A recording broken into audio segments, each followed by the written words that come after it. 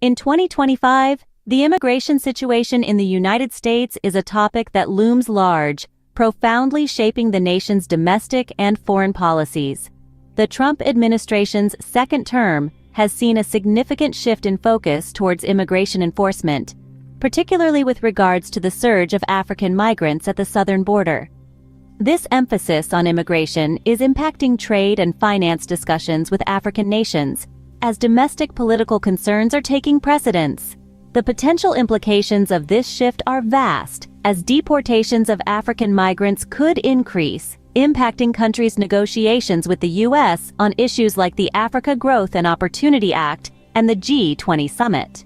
The current climate is one where domestic politics, particularly immigration policy, are prioritized over international trade and investment agreements. As the surge of African migrants at the southern border intensifies, domestic politics takes precedence over international agreements, a shift that could have far-reaching consequences. The Trump administration has escalated its immigration enforcement, leading to an unprecedented number of raids and arrests of undocumented migrants. This surge in activity marks a significant shift from previous years, with a marked increase in the number of arrests since Trump's return to office. Thousands of individuals, both those with criminal records and those without, have been detained, highlighting the administration's unwavering stance on immigration. These raids have not been without consequence. Immigrant communities across major U.S. cities, including Philadelphia, have been thrown into a state of fear and anxiety. Daily life has been disrupted, with many choosing to go underground in an attempt to evade the relentless raids. This heightened fear has also led to a reluctance to seek government services, further isolating these communities. But why this aggressive drive? Well, the administration has made it abundantly clear that all undocumented migrants, irrespective of their criminal history or lack thereof, are potentially subject to arrest and deportation. This stance forms part of a broader effort to crack down on undocumented migration, an effort that has been further solidified with the signing of the Locke and Riley Act. This legislation allows for immigrants arrested for certain crimes to be held in jail pending trial, reinforcing the administration's hardline approach to immigration.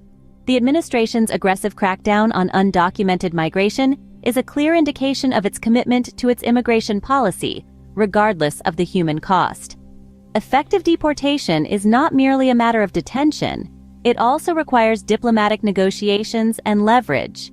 To better understand this, let's delve into the necessity of bilateral agreements for successful deportations.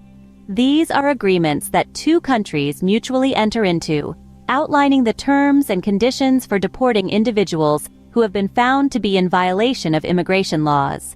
Without such agreements, countries can refuse to accept their citizens back, leading to a stalemate that can complicate the deportation process. Recently, some countries have begun to push back against deportations. For instance, Brazil and Colombia have expressed their discontent with the U.S.'s aggressive deportation agenda. This has led to diplomatic tensions and has raised questions about the sustainability of mass deportations as a long-term strategy to manage immigration. But the U.S. government isn't just dealing with pushback from other countries. It's also grappling with where to house individuals awaiting deportation. One possibility that's been explored is setting up a detention camp in Guantanamo Bay. This would be a place to hold those deemed to be criminal, illegal immigrants until they can be deported. However, this proposal is fraught with its own set of challenges and controversies. All these elements, from bilateral agreements to detention facilities, highlight the intricate diplomatic dance that comes into play when dealing with immigration and deportation. The push and pull between nations, the balancing of human rights with national security concerns, the legal intricacies and the logistical hurdles, all these factors combine to create a diplomatic dilemma. The diplomatic tensions arising from mass deportations underscore the complex challenges involved in implementing stringent immigration policies. In summary, the Trump administration's aggressive immigration policies are shaping not only the domestic landscape, but also international relations. The evolving situation has had a profound impact on U.S.-Africa relations, with immigration enforcement taking precedence over trade and investment agreements. This shift in focus has potential ramifications for countries' negotiations with the U.S. on issues like AGOA and the G20 summit.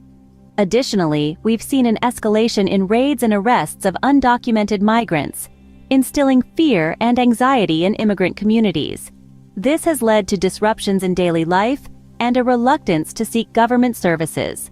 The administration has reinforced that all undocumented migrants are subject to arrest and deportation, regardless of their criminal history.